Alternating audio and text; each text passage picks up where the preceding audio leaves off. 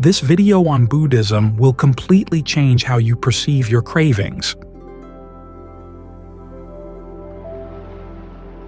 As we ordinarily go through life, when we come across sensory pleasures, we learn that they don't last, and so we try to milk as much as we can out of them before they go. But when you come to meditation, you have to adopt another attitude entirely. You're focused on your breath, not because you want the breath, but because you'd like the pleasure. You have to be frank with yourself about that, but at the same time, if you focus on the pleasure once it comes, you lose your foundation.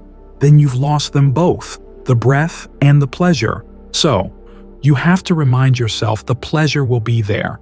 And as you keep doing the work of staying with the breath consistently, the pleasure will stay and do its work.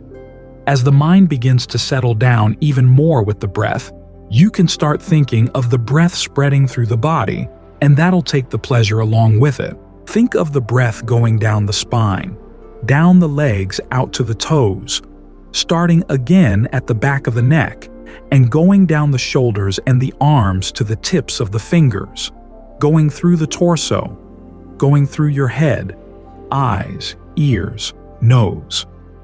As you gain a sense that the breath energy can flow in these places, the pleasure will go along with it. That'll be soothing to the body, but again, you stay with the breath. Let pleasure do its work on its own. This teaches you several important lessons. One is that you've got to focus on the causes and the results will come. As when you're focusing solely on the breath, you're thinking about the breath and you're evaluating it. It's called directed thought and evaluation. As you try to stay there, all the way through the in-breath, all the way through the out. Those three activities, singleness of preoccupation, directed thought, and evaluation, are the causes. As for the sense of pleasure and even rapture that can come, those are the results. You don't have to do those. You do the thinking, you do the evaluating, and then you make sure that you stay with this one object, which is the breath. That's all you have to do. The pleasure comes and it'll follow the breath. Part of the evaluation is this activity of thinking of the breath going to the different parts of the body and of adjusting the breath as you need to. Because as the mind settles down, the way you breathe is going to change, or the breathing that feels best for the body will change, so you want to be on top of that. You have to be alert, you have to be mindful to do what needs to be done, and let the pleasure take care of itself. Secondly, you're learning some important lessons about craving and about how to understand your mind. You'll notice this when the mind wanders off. An image will appear, and you'll go into it. In fact, it happens so quickly, usually, that you don't even notice it. All of a sudden, you find yourself someplace else. Well, a series of steps went into that. They start with a craving to do something that you particularly like, then a little world will appear around it, and then there will be a sense of yourself going into that world. As long as you're going along with it, you don't notice it. You don't really understand it. As the Buddha said, if you want to really understand anything in the mind, you have to be able to step back from it. You have to see it as something separate. So, working with the breath, even though you want the pleasure, is a good way of seeing the pleasure as separate. The pleasure is where your craving is aimed, but you're not going to focus there. You have to stick with the breath.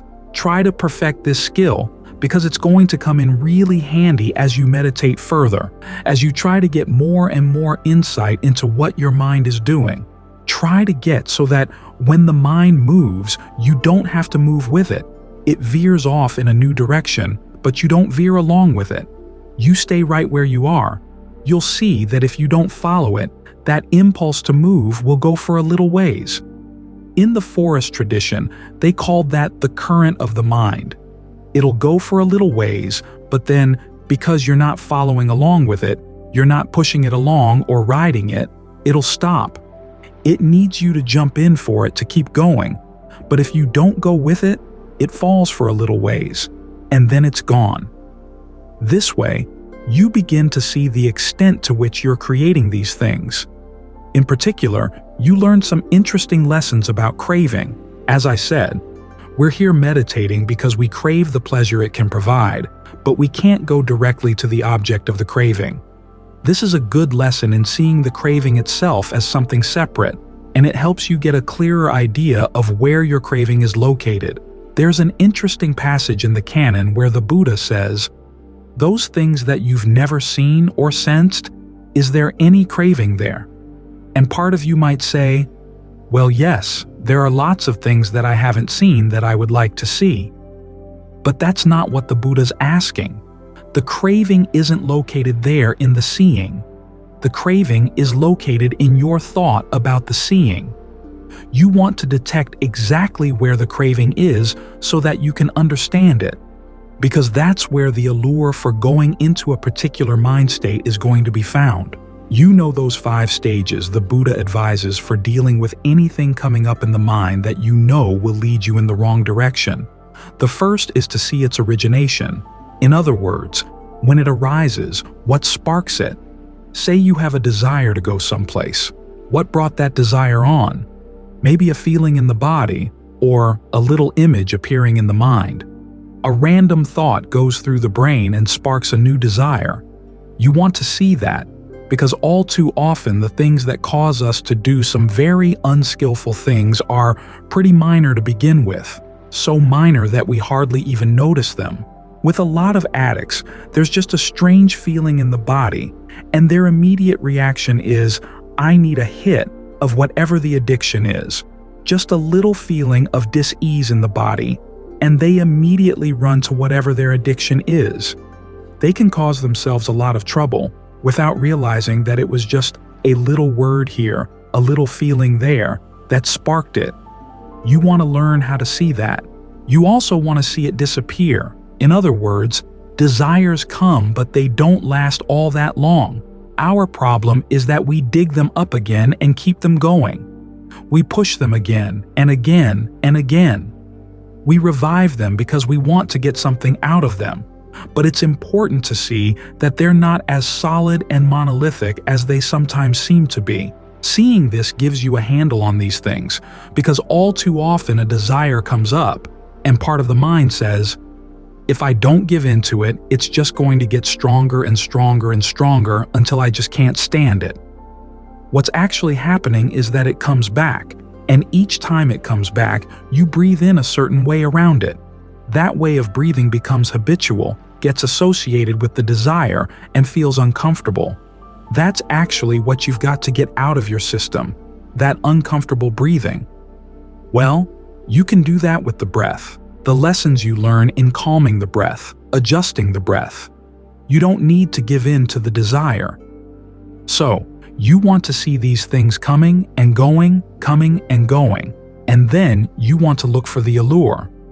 Why is it that you go for them? Why do you want to go into them? The allure is going to be where your craving is located. It's an interesting idea, the location of craving. In the Buddha's analysis, craving is based on feeling. But where is that feeling based? It can be based in an object, or it can be based in the way you talk to yourself about the object, or the perceptions you hold in mind. What the Buddha calls verbal fabrication and mental fabrication. Locate your craving. Think about advertisements. Often they're not selling the object. They're selling a particular feeling around the object or an appealing perception around the object. You probably saw that commercial for the BMW Chill a few years back. A guy comes up to the top of an auto park and he sees his BMW parked among a lot of other jalopies, and a little chill goes through him. He's got the BMW. He's the owner of the BMW. Well, they're not selling the BMW. They're selling that perception, that feeling, the chill, hoping that you'll associate it with the BMW and spend all that money to buy a BMW for the sake of the chill. So you want to be very clear about exactly where the craving is, because that's where the allure is going to be found. This is especially clear in relationships. All too often, one person is attracted to another person but doesn't actually like the other person. He or she is attracted to an idea about that person, a perception around the person, or a feeling around the person, which is often why relationships don't go very well. You didn't want the other person, you wanted the perception. So, to avoid a lot of the problems in life, learn to see where your craving is located so that you can see through the allure of your unskillful mind states. This is something that we tend to hide from ourselves because all too often a lot of the allure is based on things that we really don't want to admit to ourselves. We're attracted to certain things we find embarrassing, so we hide them, not only from others, but also from ourselves. You need to see the allure precisely where it is so that you can compare it to the drawbacks. And again, be very honest with yourself about what the drawbacks are. These too, we can hide from ourselves. If there's something we really like, we can justify almost anything. If it's harming somebody else, we say, well, that person doesn't matter, or it's not really harming them, or their suffering has nothing to do with my actions, and we get into huge denial. This is why the pleasure of concentration is so important. It gives you an alternative pleasure so that you can look at these other pleasures and be frank about exactly where you like them, and at the same time be very frank about what their drawbacks are. Because it's when you see that the drawbacks really outweigh the allure, that's when you can get to dispassion, the escape from that particular unskillful habit. So, this process of getting the mind to settle down with the breath as you're creating a sense of pleasure teaches you a lot of lessons about the different activities going on in the mind, the different functions. In particular, it teaches you exactly where your craving is located and how you don't have to follow along with it. You can see it go, but you don't follow it. That's how you can help get yourself free from these things. You begin to parse out the different activities of the mind, the directed thought, the evaluation, what the Buddha calls verbal fabrication, along with the perception that holds you with the breath. How do you perceive the breath going through the body?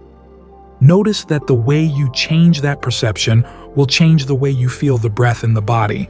But the perception and the breath are two different things. The directed thought and evaluation use the perception, but they're different things too. As you parse these things out, you're in a better position to see where your secret cravings are, where the hidden allure is for the things you do that part of you doesn't like to do, but another part seems to really want to do. This helps you locate where that other part is. This is why the Buddha said that when you do jhana, or right concentration, you're developing not only tranquility, but also insight. The insight and the tranquility help get you into concentration, and the concentration helps sharpen both of these qualities of the mind. This is why we stay with the breath, not because we want to get the breath, but because it teaches us so many lessons about the mind, and those are the lessons we really want, that are really worth wanting. The second noble truth. The second noble truth is called the truth of the origination of suffering. The term origination, Samudaya, means cause, and a particular kind of cause at that. A cause coming from events in the mind. This is the main message of this truth. The cause of suffering lies inside. You suffer, not from what comes into the mind, but from what comes out of it. Things outside, society, the climate, might be atrocious, but they're not the real cause of your suffering. If they were, then in the quest to put an end to suffering, you'd have to make the world a perfect place. But the world resists being made perfect. As we noted in Chapter 4, even the highest heavens are impermanent and imperfect. Suffering could never cease. But because the cause of suffering lies within the mind, and because the mind can be trained to be perfect in completing the duties of the Four Noble Truths, the end of suffering is possible. When you can train the mind to abandon the causes of suffering coming from inside, nothing in any world of experience can make you suffer in any way. The Buddha identifies the origination of suffering as any craving that leads to further becoming, accompanied by passion and delight, delighting now here, now there. Let's look at what these words mean. The Pali word for craving, tanha, also means thirst. Just as suffering is a form of mental feeding, the cause of suffering is a form of mental thirst. Further becoming is best understood by first getting an idea of the types of craving that lead there. All in all, there are three: craving for sensuality, craving for becoming, and craving for non-becoming. Craving for sensuality. As we noted in Chapter 5, sensuality refers not to sensual pleasures themselves, but more to the mind's fascination with thinking about and planning them. In fact, a large part of sensual pleasure lies in the fantasies we use to embroider it, playing up pleasures we've had in the past as a way of inciting desire for more pleasures in the future. Craving for becoming. Becoming, bhava, is the act of taking on a self-identity in a particular world of experience. The word self here can mean any sense of who you are, finite or infinite, material or formless. World can be either an interior thought world or any of the outside worlds into which beings are born to pursue their desires. These becomings can exist on any of three levels: the level of sensuality, the level of form, and the level of formlessness. A becoming on the level of sensuality would include the experience of pleasures or pains of the five physical senses. A becoming on the level of form would include the experience of the form of the body as felt from within. A becoming on the formless level would include the experience of such formless dimensions as infinite space or infinite consciousness. In the Buddha's analysis, becomings involving outside worlds come from becomings of inside worlds within the mind. In every case, they begin with desire for a certain pleasure, for example, or to take on a particular role in a world. A sense of the world then coalesces around the object of that desire. This world will include everything relevant to attaining the desire, plus anything that might stand in its way. At the same time, a threefold sense of self develops around the desire as well, the self in the same three roles that we mentioned in Chapter 5, the self as agent, the self as consumer, and the self as commentator. For instance, if you have a desire for some ice cream, the relevant world would include the nearest place where ice cream can be found, plus anything that would allow you to get there and obtain the ice cream, as well as anything that would get in the way. Other aspects of the outside world irrelevant to your desire for ice cream, political events, the weather 500 miles away, wouldn't play a role in that particular becoming. Your sense of self as the agent in that becoming would include your body as either capable or incapable of getting the ice cream. If you can make ice cream, that skill would be relevant to that particular sense of self too. If you have to buy the ice cream, the amount of money in your pocket or your bank account would be more relevant. Your sense of self as the consumer, of course, is the you who hopes to enjoy the ice cream once it's obtained, while your sense of self as commentator judges whether the desire is worth pursuing, and if so, whether the other two selves do their job to your satisfaction. Here, too, things you might identify as self in other contexts, but irrelevant to your desire for ice cream, your religious views, your status in your community, wouldn't be a part of your identity as a producer or consumer of ice cream. As we noted, your sense of the world and your identity within that world shape each other. If you know how to make ice cream, you'll see the potential for ice cream in areas where you wouldn't think to look if you lacked that skill. If you live in a world where ice cream is believed to be unhealthy, your sense of self as consumer or commentator will have to choose whether to identify yourself as one who follows the prevailing view or as one who defies it.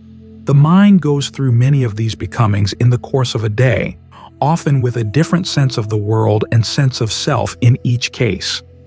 This is why your sense of who you are and where you are can change so quickly. Craving for non-becoming is the desire to see a particular becoming come to an end.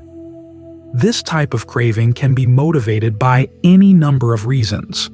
For example, in some cases, you might want to see a becoming end because the root desire that generated it has been thwarted, as when you fall in love with someone who then calls off the relationship. In other cases, it's because your sense of the world or of yourself in that becoming has involved some unanticipated suffering, as when you marry the person you love, but the marriage turns out to be a disaster. Or it may be because another becoming has arisen in the mind around a desire that conflicts with the first becoming, as when you're stuck in a bad marriage and fall in love with someone else. In all cases, the craving for non-becoming finds delight in its desire to escape from the becoming in which you find yourself. These three forms of craving lead to the four forms of clinging in the following way. Craving for sensuality, of course, leads to sensuality clinging. Craving for becoming and non-becoming lead to views about the self in the world and how it should behave in negotiating the world. The remaining three objects of clinging, all of these three forms of craving, have one feature in common. They all lead to further becoming. Further, in the sense that they lead to more states of becoming either on a purely mental level or on the physical level, creating the conditions for rebirth after the death of this body. Central in all cases is the fact of location. These forms of craving generate further becoming by delighting in an object of desire in a particular location, physical or mental. This is the meaning of the phrase, delighting now here, now there, in the definition of this noble truth. This focal location acts as the kernel around which a sense of self and a world of becoming can form. Acts of craving not only focus on pre-existing locations, they also create new locations, in new states of becoming. This is how the process of further becoming keeps finding or conjuring up new worlds to inhabit. Old worlds of becoming may fall away, but craving can keep creating the possibility for new ones, potentially without end. It's easy to imagine how any of these three forms of craving would have a strong grip on the mind at the moment of death. For example, when your identity in this world is threatened, along with all the pleasures you've been able to find here, there will be a fierce craving to continue becoming, to be somebody somewhere, anywhere, and to focus on the sensual pleasures you miss most dearly. If your mind hasn't been trained and you've been undergoing great pain leading up to death, you'll see the prospect of new sensual pleasures as your only escape. Alternatively, the pain of dying could easily make you crave annihilation, in which case you would see total non-existence, devoid of any feeling or consciousness, as the only escape from the sufferings of life.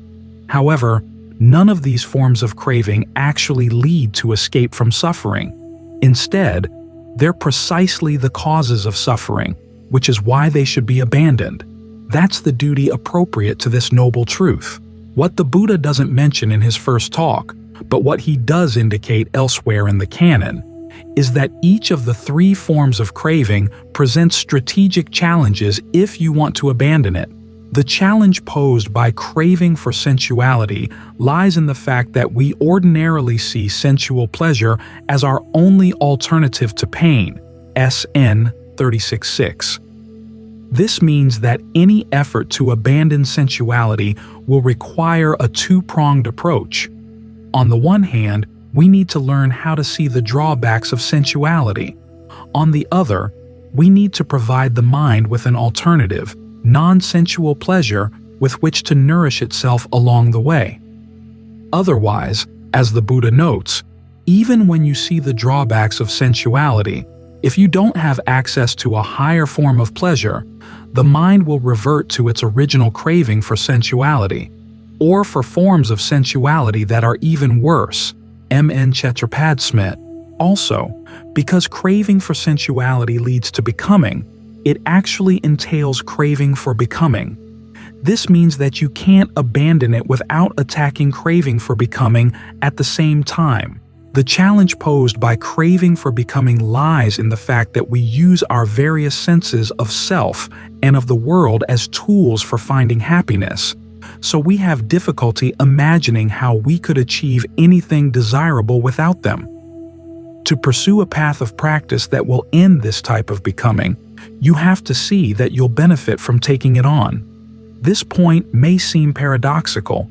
After all, when there's no more becoming, there will be no sense of you. But strategically, it's necessary. People accustomed to thinking in the terms that constitute becoming need reasons that make sense within those terms before they'll adopt any path of practice.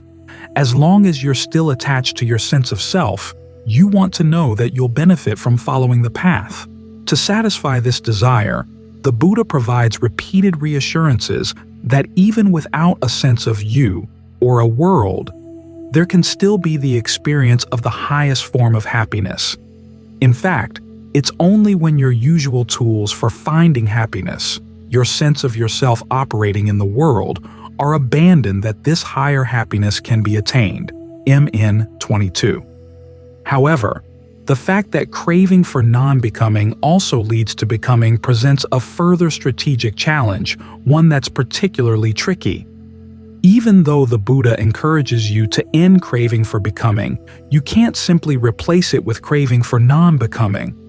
If you do, you'll cling to the desire to end becoming, and that act of clinging, it counts as view clinging, will involve notions of self and world, leading to more becoming.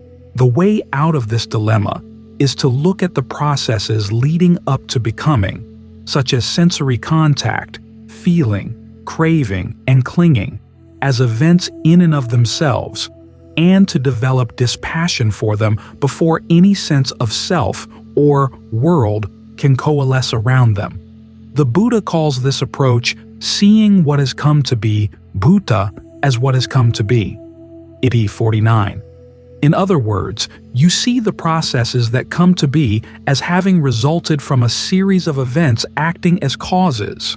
If you develop dispassion for the events, the causes will cease, and whatever has come into being based on those causes will cease as well. In practice, this means that you can't focus directly on becoming, and you can't even think in terms of self or world at that stage of the meditation.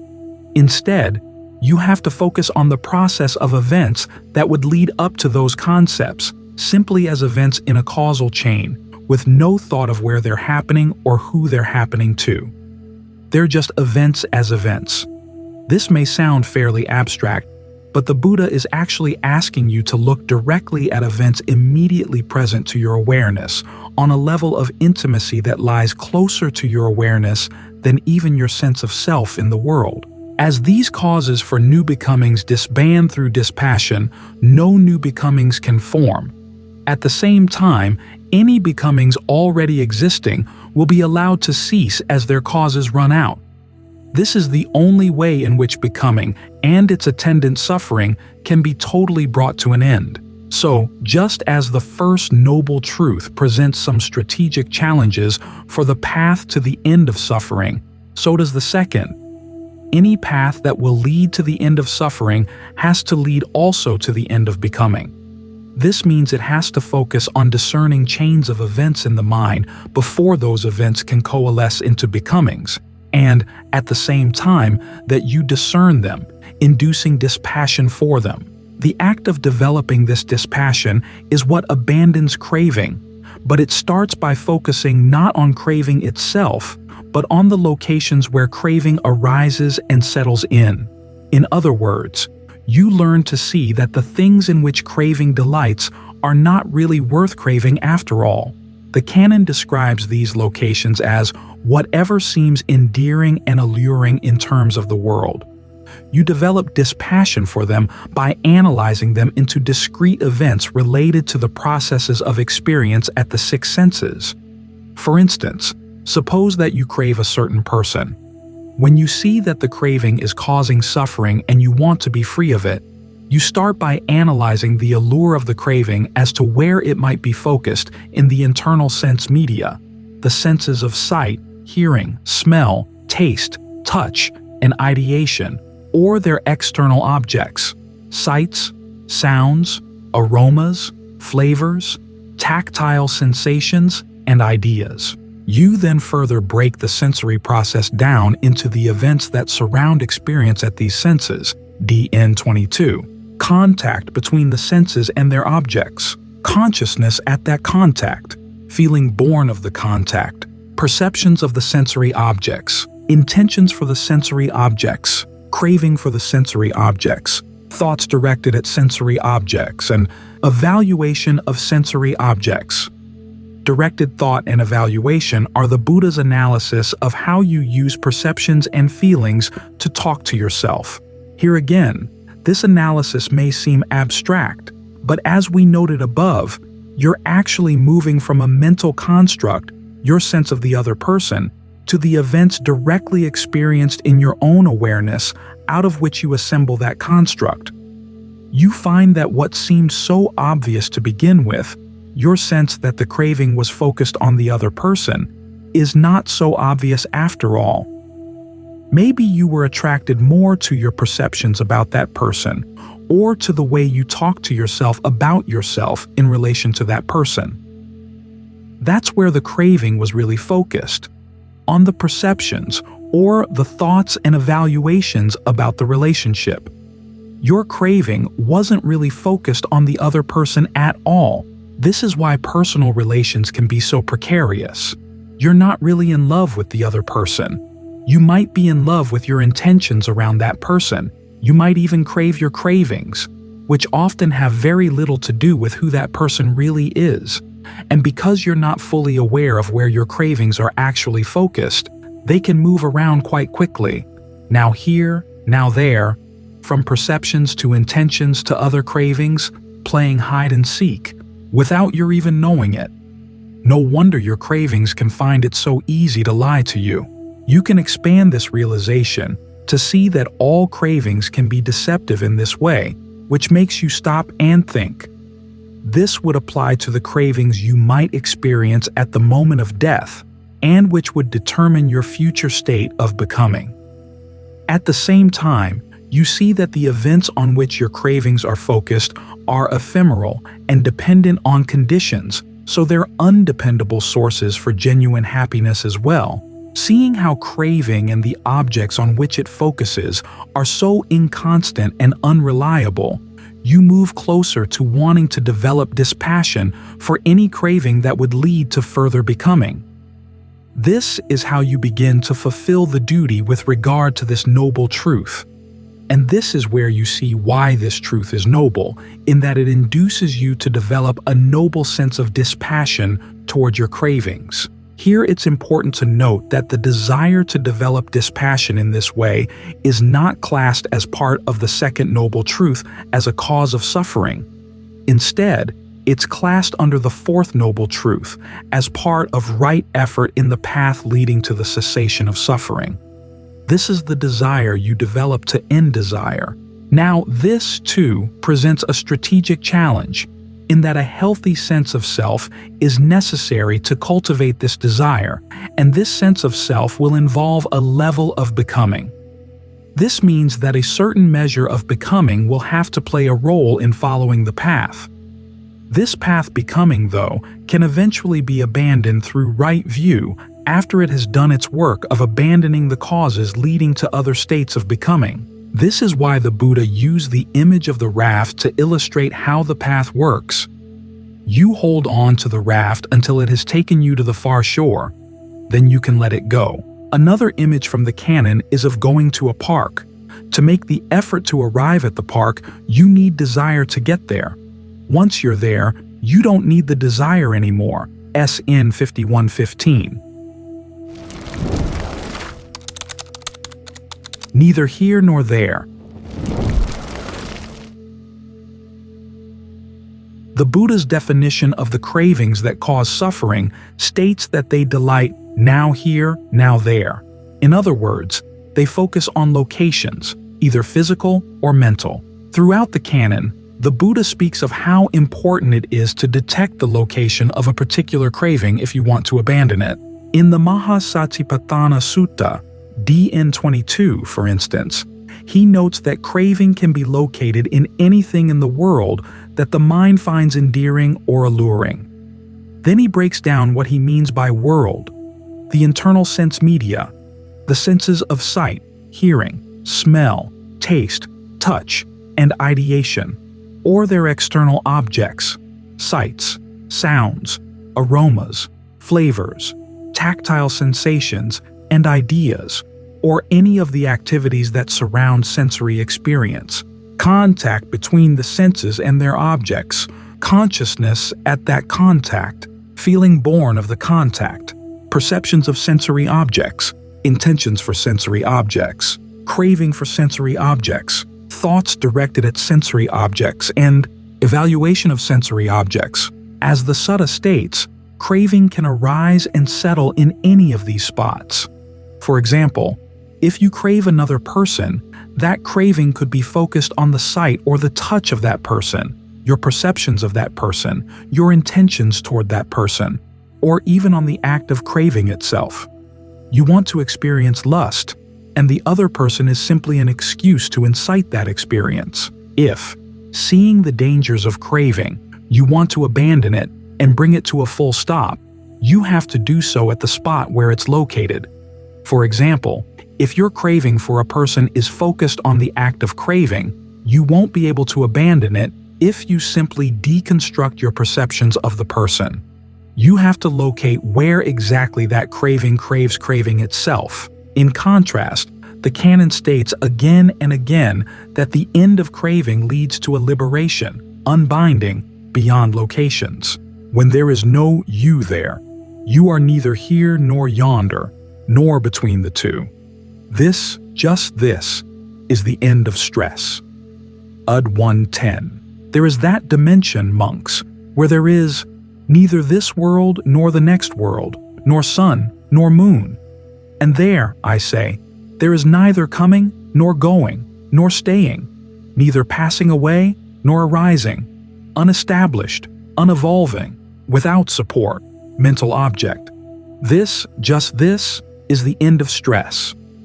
UD 8.1. There being no passing away or arising, there is neither a here nor a there nor a between the two. This, just this, is the end of stress. Ud 8.4. One of the canon's idioms for a heart or mind freed from locations is that it's everywhere released, gone to the beyond of becoming. You let go of in front, let go of behind, let go of between. With a heart everywhere released, you don't come again to birth and aging. DHP 348. Sister Subha. I, unimpassioned, unblemished, with a mind everywhere released. Knowing the unattractiveness of fabricated things, my heart adheres nowhere at all. Fig 14. When totally awakened people pass away, they are said to be unbound through unestablished consciousness, SN 2287. The suttas have an analogy for this type of consciousness: a light beam that doesn't land on any surface at all, SN 1264. As the Buddha noted, we've been landing here and there for eons, wandering on from one location to another with craving as our companion, Sutta Nipata 312. In his terminology, we've been going from one becoming bhava to another. What this means is that, as a desire gets centered in a particular location, a world comes into focus around that location, and we take on a sense of self-identity within that world. This combination of a sense of self operating in a particular world of experience is what's meant by becoming.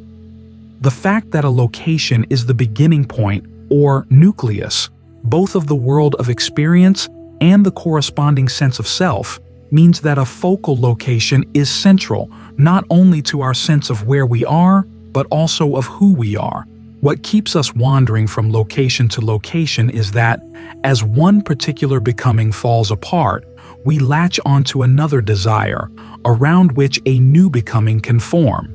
In other words, when here falls apart, we crave another there to focus on, which when we find it and enter into it, becomes our new here.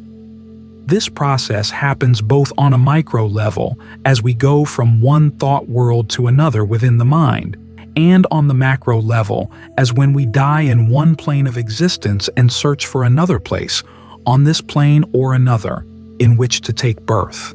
The Buddha's analogy for what happens at death is a fire that latches onto the wind, which carries it a far distance. The fire stands for the being, a bundle of attachments, SN 23-2, going on to a new birth. The wind stands for craving, to which the being clings for its sustenance. The place in the far distance to which the fire is carried stands for the next birth, SN 44-9. This image gives an idea of how compulsive and undependable the process of rebirth can be. Wind has the potential to be extremely erratic and blind, and fire the potential to be destructive as it spreads. Yet our addiction to the process is strong. It's how we look for happiness, even though, as the Buddha pointed out repeatedly, it's why we keep on creating suffering for ourselves over and over again. SN 712. If we want to put an end to suffering, we have to put out the fire. This means leaving no location to which the fire could cling for sustenance. Because we define ourselves, consciously or not, around particular locations, this is a tall order. The whole idea of existing without location sounds alien. We've spent our many lives so focused on locations, fascinated by all the possible there's we could go, that it's hard to imagine that a total lack of location could offer any prospect for happiness at all. Even the idioms of our language make this point. When we say that something is neither here nor there, we mean that it's inconsequential or irrelevant. When Gertrude Stein said of her hometown, Oakland, that there was no there, she meant her remark as a put-down. For something to be worthy of our attention, we feel it has to be definitely here or there or both. We'll require more than an act of the imagination to convince ourselves that a neither here nor there could not only be an attractive idea, but actually the ultimate goal for the heart and mind. This was the challenge the Buddha faced in his own practice, and, after finding the freedom that comes from being everywhere released, that he faced in teaching others to see that it was a worthwhile goal. The Buddha's strategies. In meeting this challenge, he devised several strategies for bringing his listeners to a point where every alluring here or there was seen to have drawbacks, and that release from every here and there was the only attractive option remaining. In other words, he had to corner his listeners in such a way that total freedom was the only escape. He accomplished this task through a wide variety of approaches, which fall into two overall strategies. In the second strategy, the Buddha would have his listeners focus on the unreliability of the components of their experience in the here and now, such as the 5 aggregates or the 6 sense media. Once they had a strong sense of the drawbacks of the present moment, he would then point out that all possible future moments anywhere in the cosmos, however blatant or subtle, common or sublime, far or near the level of being, would be made up of the same components. When his listeners gained a strong sense of the limitations of any experience in any location, he would point out the escape from those limitations, disenchantment and dispassion for all the components of temporal or spatial existence. Here too, if his listeners were able to see that escape as offering the only positive alternative, they would go for it. The first strategy the Buddha used most often with people who were still immersed in sensuality. The second, he used primarily with people who had already seen the drawbacks of sensuality and had mastered the alternative pleasure of right concentration. The first strategy. We can learn a lot by looking at some examples of how the Buddha used these overall strategies and adapted them to the cravings of his specific listeners. What's noteworthy is that he used these two approaches both in situations where his listeners were examining their minds in peaceful, relatively normal circumstances, and in situations where his listeners were possibly dying, and where the question of location was acute. When you know you're about to die, you're keenly aware that you're being evicted from here, so the mind is preoccupied with whatever there it can find in order to escape the pain that comes with the end of this particular becoming. Still, you don't have to be facing imminent death for the Buddha's strategies for cornering your mind to give the desired results. One of the most famous examples of his first strategy, getting you focused on the pleasures of heaven, and then helping you to see that drawbacks of aspiring to heaven, is a case in point. The story concerns the Buddha's half-brother, Venerable Nanda. After ordaining, he finds that he doesn't enjoy the celibate life. He keeps thinking of the Sakyan beauty who, as he left home, glanced at him with her hair half-combed and said, "Hurry back, master." So he wants to disrobe. When he informs the Buddha of his plans, the Buddha decides to take Nanda's mind off the Sakyan beauty. Holding him by the arm, he levitates up to the heaven of the 33. There Nanda sees 500 dove-footed nymphs. This apparently means that their feet were stained red with henna, waiting on Sakka, the ruler of the devas of the 33. The Blessed One said to Venerable Nanda, "Nanda, do you see these 500 dove-footed nymphs?" "Yes, Lord." "What do you think, Nanda? Which is lovelier, better looking, more charming, the Sakyan girl, the envy of the countryside, or these 500 dove-footed nymphs?"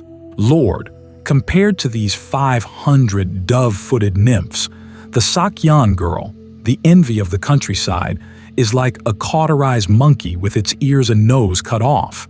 She doesn't count. She's not even a small fraction. There's no comparison. The 500 dove-footed nymphs are lovelier, better looking, more charming. Then take joy, Nanda. Take joy. I am your guarantor for getting 500 dove-footed nymphs. If the Blessed One is my guarantor for getting 500 dove-footed nymphs, I will enjoy leading the holy life under the Blessed One." They then return to earth. Nanda begins to practice with his mind set on the reward he'll get after death, but word gets out among the monks as to why he's practicing so seriously. So they start addressing him as they would a hired hand or a person who's been bought out. He wants to be paid with nymphs. You can imagine how Nanda, raised in the noble warrior caste, would find their comments extremely shameful and degrading, and this is apparently what the Buddha had in mind. So Nanda now starts meditating in earnest. We can assume that this means developing right view, right concentration, and all the other factors of the path. And as a result, he gains full awakening. He then goes to the Buddha to release him from his promise of 500 nymphs, only to learn that at the moment when he, Nanda, awakened, the Buddha was automatically released from that promise. UD 3.2. Another example of this strategy of focusing a person's mind on the pleasures of heaven and then undercutting any desire to go there also concerns one of the Buddha's relatives, this time his cousin, Mahanama. The Buddha has been spending the rains retreat near Mahanama's home, and now, at the end of the rains, is getting ready to set off wandering. Mahanama comes to him with a question. If, in the Buddha's absence, a discerning layperson is approaching death, how should that person be advised? The way the Buddha addresses this question shows that discerning layperson in this instance means a stream winner, someone who has had a first taste of the deathless. He tells Mahanama to remind the person that he is endowed with the virtues of a stream winner, which should allay his fears of going to a bad destination. Then the Buddha recommends asking the person if he has any worries or concerns about his family. If he does, Mahanama should remind him that he's now in a position where he can't do anything for his family, so he should set his mind on abandoning those concerns. Once this has been accomplished, Mahanama should ask the dying person if he has any concerns about leaving behind the sensual pleasures of the human world. If the dying person says yes, after all, stream winners have not fully mastered right concentration, and they haven't yet abandoned the fetter of sensual passion.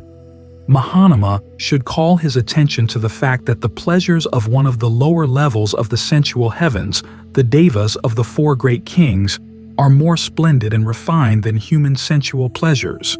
He should set his heart on those. Once the dying person has managed that, Mahanama is to get him to set his heart on ever more refined levels of the sensual heavens, and then on the non-sensual pleasures of the Brahmas. These pleasures are those of at least the first level of right concentration. Even though the dying person may not have mastered right concentration, he would have had at least a taste of right concentration at his experience of stream entry, SN 55:5. If the dying person can bring the pleasure of that concentration to mind, then Mahanama is to remind him that even the Brahmas are subject to the sufferings entailed in self-identity. The dying person should set his heart on abandoning self-identity. If he can manage that, then his mind can become fully released, SN 55:54. In both of these cases, the Buddha's strategy is first to get his listener to see the drawbacks of the pleasures of the human realm by focusing on the more refined pleasures of the heavenly realms. This helps to loosen the listener's attachment to hear. Then the Buddha gets him to see the drawbacks of even the heavenly realms. In Nanda's case, he does this indirectly by allowing Nanda to see that if he focuses on heavenly pleasures, he'll be subject to ridicule, and that the desire for heavenly pleasures is, in and of itself, degrading. In the case of the dying lay person, the approach is more direct. Even the pleasures of right concentration, as experienced by Brahmas, are inherently subject to the pains and sufferings associated with maintaining a sense of self-identity. This helps to loosen the listener's attachment to there. When the listener finds himself confined by the choice between here and there, in other words, he sees the need to choose between the two in and of itself as confining, and there's no better location to go to, then the mind is ready for the opening that leads beyond that choice, and so beyond locations of every sort. The second strategy. As for the Buddha's second strategy, pointing out the drawbacks of the components making up present moment experience, and then teaching that all possible experience on any level of the cosmos would be composed of the same components. Here again, there are cases where he uses this strategy with people in more normal circumstances, and cases where he uses it with people facing imminent death. An example of the first case is the Buddha's second discourse, SN 2259. Here he's speaking to the five brethren, all of whom have attained stream entry, the first level of awakening. In his first discourse, SN 5611, the Buddha has already taught them that clinging to the five aggregates of form, feeling, perception, fabrications, and consciousness constitutes suffering. In their experience of stream entry, either on hearing the first discourse or soon after, they have already had a taste of what it's like to abandon clinging for the aggregates momentarily. Now he's going to show them how to abandon that clinging for good. The process involves three main steps. The first step is a questionnaire. The Buddha asked the brethren to examine each of the aggregates one by one to see if that aggregate is constant or inconstant. The answer: inconstant. If something is inconstant, is it easeful or stressful? Stressful. If something is inconstant and stressful, is it fitting to regard it as, this is mine, this is myself, this is what I am? No. This questionnaire leads to a clear value judgment, that the component factors that make up here are not worthy of clinging or laying claim to. The second step is to extrapolate from here. The Buddha notes that all instances of the aggregates, past, future, or present, internal or external, blatant or subtle, common or sublime, far or near, are also to be regarded with right discernment as, this is not mine, this is not myself, this is not what I am. In other words, any possible there is also not worth clinging to. In the third step, the Buddha points out the rewards of judging any possible here or there as unworthy of attachment. You become disenchanted with all possible aggregates. Then, from disenchantment comes dispassion. From dispassion, release. When the mind is released, there comes the knowledge, released. You discern that birth is ended, the holy life fulfilled, the task done. There is nothing further for this world. While following the Buddha every step along the way through this three-step process, the minds of all five of the brethren are totally released. A second case of this second strategy concerns the monk Venerable Girimananda. Venerable Ananda comes to the Buddha to tell him that Girimananda is severely ill and that it would be good if the Buddha would visit him, out of sympathy.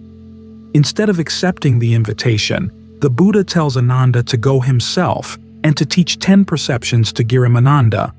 When he hears these perceptions, his illness might subside.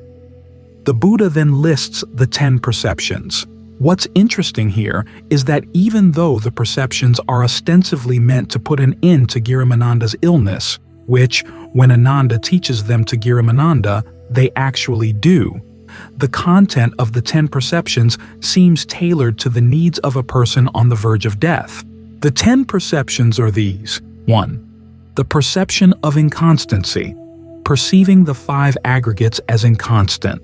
2. The perception of not-self, perceiving the 6 senses along with their objects as not-self. 3. The perception of unattractiveness, analyzing the body into its many unclean parts. 4. The perception of drawbacks, listing many of the diseases to which the body is prey. 5. The perception of abandoning, not allowing unskillful mind states, such as sensuality, ill will, and harmfulness, to remain in the mind. 6.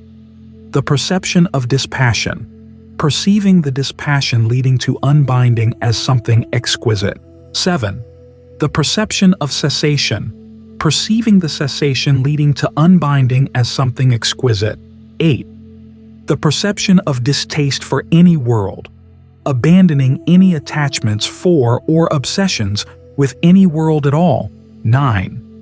The perception of the undesirability of all fabrications, developing a sense of horror and disgust toward all fabrications. 10. Mindfulness of in and out breathing, training in the Buddha's standard 16-step formula for practicing breath meditation. These perceptions fall into 4 classes. Perceptions in the first class, 5 and 10, concern practices for getting the mind beyond thoughts of sensuality and into right concentration. Perceptions in the second class, 1 and 2, concern the drawbacks of the fabricated components that go into making up the experience of here. Perceptions in the third class, 8 and 9, concern the drawbacks of any possible world of rebirth there, inasmuch as all worlds are composed of fabrications. Perceptions in the fourth class, 6 and 7, focus on dispassion and cessation as an excellent alternative to both here and there.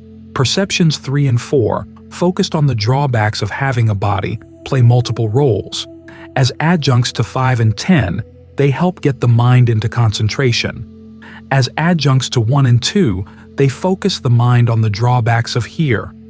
Given that desire for the body can lead to rebirth, they also can be used to focus on the drawbacks of there. So, even though the perceptions are not listed in the same 3-step order as the Buddha's teaching to the 5 brethren, they contain all the elements of his second major approach for getting his listeners to develop dispassion for here and there, and to see the alternative to here and there as a positive goal. Rather than pinning his hopes on heavenly pleasures, Girimananda is to get his mind in a state of concentration, and from there, he can see, as the Buddha states in AN 936, that even concentration is composed of the aggregates. When he can see the drawbacks of the aggregates even in blissful states of concentration, he's ready for the remaining perceptions and the remaining steps in the Buddha's strategy. Cornered in space and time. The important point in all these examples is that the Buddha brings his listeners to a mind state in which they are essentially cornered, where they see that the best possible options on which they could set their hearts, either here at this point in space and time or somewhere else in space and time, all have their drawbacks. If they could imagine another spot in space and time that might hold promise for a satisfying happiness, they'd still be able to find a location for their cravings and not be able to let go of them. But if they sense themselves genuinely confined by this range of choices, seeing that no possible location holds any allure, only then will they willingly open their hearts to the possibility of a choice that's neither here nor there. That's how they become totally unbound, by neither staying here nor going someplace else. Because the experience of space and time is defined by choices of here or there, staying or going, the alternative to these choices goes beyond space and time. That's the unconditioned. The Buddha illustrates this point with a simile. When a diva asks him how he crossed over the flood, and he answers, "I crossed over the flood without pushing forward, without staying in place," SN 11. His statement is sometimes interpreted as meaning that he didn't exert himself too much or too little, but that's not what he's saying. He defied the coordinates of space and time by neither staying here nor going anywhere else there. As he further explains to the diva, he was able to do that because he saw the drawbacks of staying here or going there. When I pushed forward, I was whirled about. When I stayed in place, I sank. And so I crossed over the flood without pushing forward, without staying in place. It was only because he was fully sensitive to the drawbacks of here and there and was willing to open his heart and mind to the advantages of neither here nor there that he was able to attain total release. Our problem is that we're still fascinated by the possibilities offered by all the heres and theres of the world. We're proud of our ability to fashion pleasure out of even the most unlikely raw materials we can find in space and time. Only when we allow ourselves to fully admit that the Buddha was right, that the possibilities of all worlds are actually confining, SN 27, will we be able to experience something better than what any here and now, or there and then, have to offer.